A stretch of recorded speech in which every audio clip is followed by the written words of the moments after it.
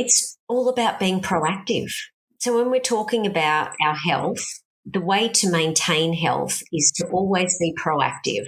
So once something has set in, disease, chronic infections, it makes it so much harder to get better. So the idea is to really be proactive before you head into a season, just to be prepared, know what's coming, nourish your body in the right way, ready to go.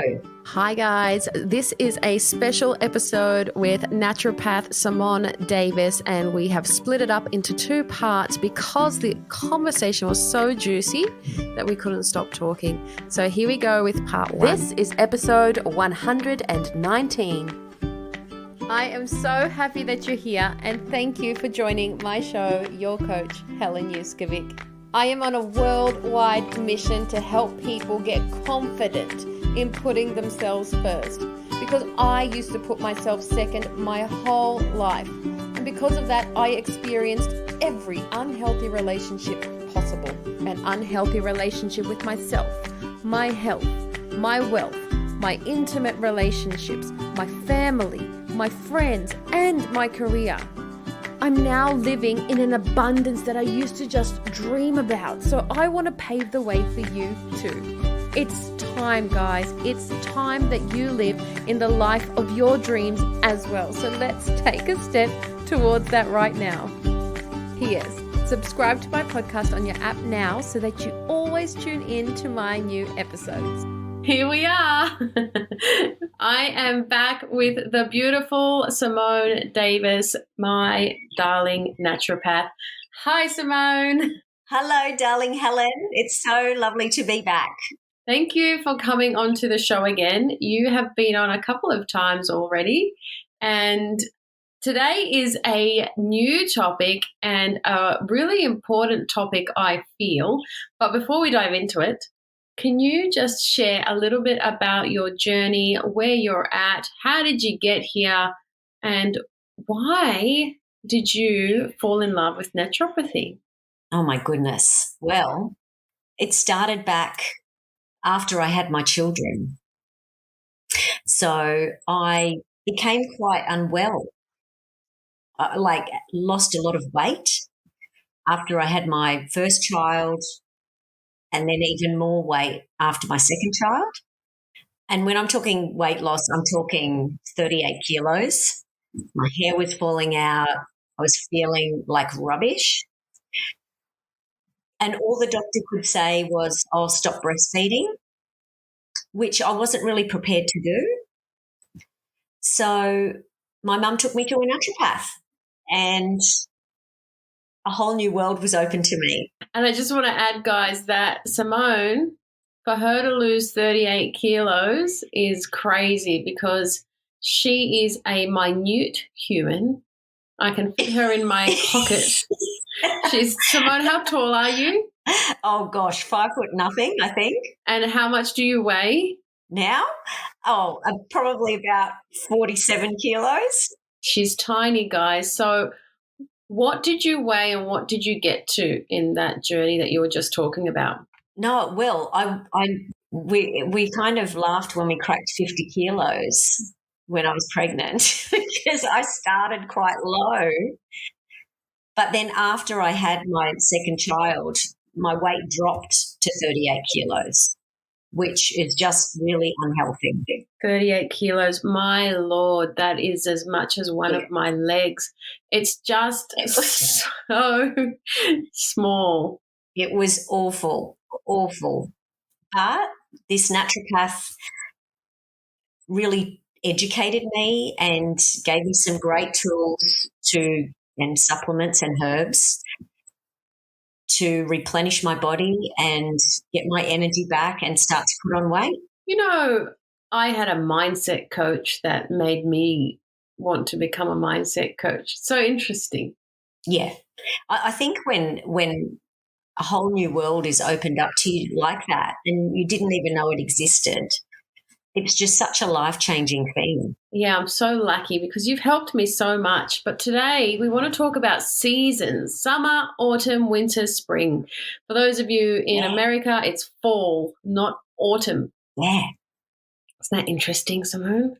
Correct. And so let's talk about seasons, because I think it would be really good if we can break down what we should be doing prior to the next season, because we all know that during winter we need to stay warm, have vitamin C, eat lots of oranges and all of that stuff. But today we want to dive into how we can prepare ourselves for the next season at the end of a season. So let's just do a little recap on why you feel that it's important, firstly, to do that. Why should we consider how we should nourish ourselves for what's coming up beforehand? Look, it's all about being proactive. So when we're talking about our health, the way to maintain health is to always be proactive about your health. So, once something has set in, disease, chronic infections, it makes it so much harder to get better. So the idea is to really be proactive before you head into a season, just to be prepared, know what's coming, nourish your body in the right way, ready to go. Sort of like just maintaining health, for just daily life, and just being proactive, as you say, like make the right choices most of the time instead of making the poor choices. Did you like that? Yeah. So Simone, let's talk about here in Australia. Where are we? We're in summer. Are we in summer, spring? We've just hit summer. Yes, we've just hit summer. So actually, let's start with winter, the big season. What are some of the common things, Simone, that winter brings about? And what do you recommend we consume? Just a few little things for winter in case I missed some, or supplement with. And what do you feel? God, I'm giving you so many questions, but what do you feel as well? Summer, autumn, winter, spring, we should be doing towards the end of winter, heading into spring. Okay. So obviously with winter, I guess heading in from autumn into winter, we'll start to be proactive about that. So I guess we'll talk about that at the end. Winter is obviously the high point for thinking about our immune system. Okay, it's when most viruses and bacteria take hold. So we really want to be focusing, as you said earlier, warm, nourishing foods that are easy for our body to digest. Yeah, so like nice slow-cooked casseroles and soups and things like that are filled with lots of beautiful vegetables. Yum. I like to consider vegetables that are high in carotenes because they are really highly antioxidant and they enhance the immune function. What is an example if you say of to that? me, example of carotene foods, think about your brightly coloured vegetables. So carrots, squash, capsicum. Then we've got things like spinach and kale, tomatoes, sweet potatoes. All of those are lovely additions to have.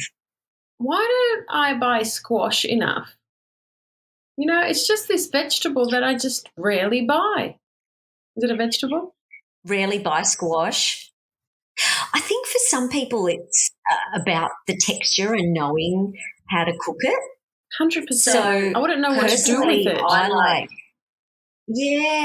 Look, I've started baking my squash and zucchini quite a bit. And what I like to add to that at the end is a bit of herbs, whatever you've got in the pantry, a little bit of goat's cheese or feta sprinkled over the top, and then maybe some pepitas.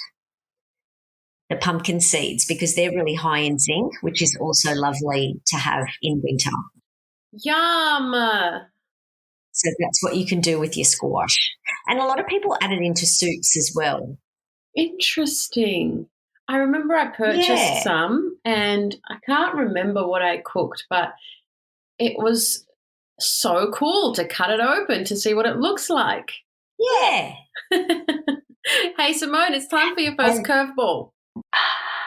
Oh, okay. Are you ready to play? Yeah.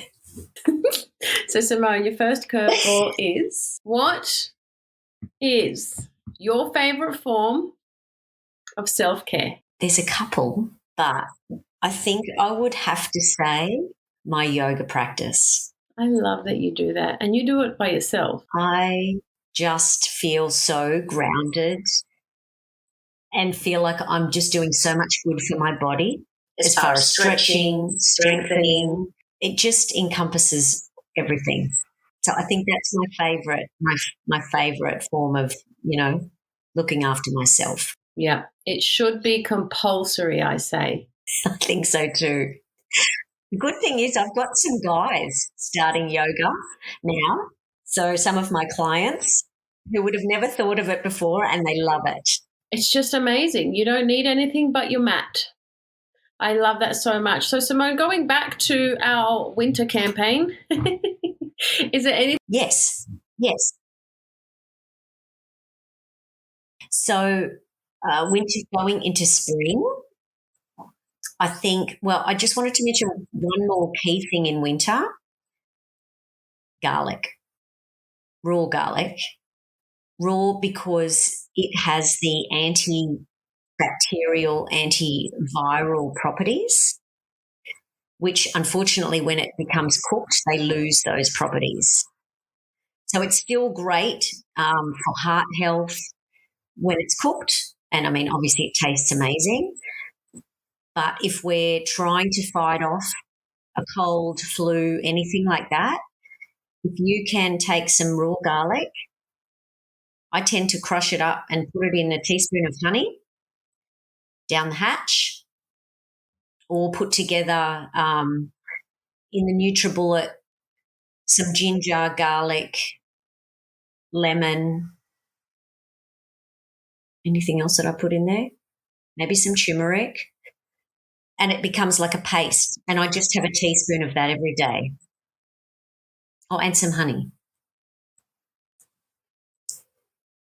So that's something that is cheap, it's easy, it's accessible, and it works. So at the end of winter, leading into spring, I'm starting to think about allergies, because so many people suffer with these seasonal allergies coming into spring, and it tends to be quite windy in spring. So I think that's why a lot of people get so triggered. So there are a couple of nutrients that have been studied that are really effective with regards to that hay fever, one of which is quercetin. So you can buy that as a supplement, but if you wanted to incorporate foods that have quercetin in them, we're talking about berries, red grapes, broccoli, kale, cabbage, bok choy, radish. So I'm starting to get my stir fries going. And again, things like zinc, so your pepitas, and also things like pineapple, particularly the core of the pineapple, contains a substance called bromelain, and that can be really effective with breaking down mucus. Yum. Yeah. So at the end of winter, I'm thinking hay fever. I'm also thinking about, it's taking people a while to recover and get their energy levels back. So that's when I'm thinking about vitamin A rich foods, because vitamin A tends to be able to modulate the immune system, a bit like vitamin D. What So then you're talking about things like your cod liver oils, egg yolks, butter. If you're into it, organ meats, liver, kidney, things like that, quite high in vitamin A, but also things like mint and spinach. So incorporating those at that time of the year in particular for that post-viral fatigue. That's so good to know. Spinach just is good for everything, isn't it? Yeah. And I mean, look, obviously there's beautiful herbs and supplements to help with that recovery as well.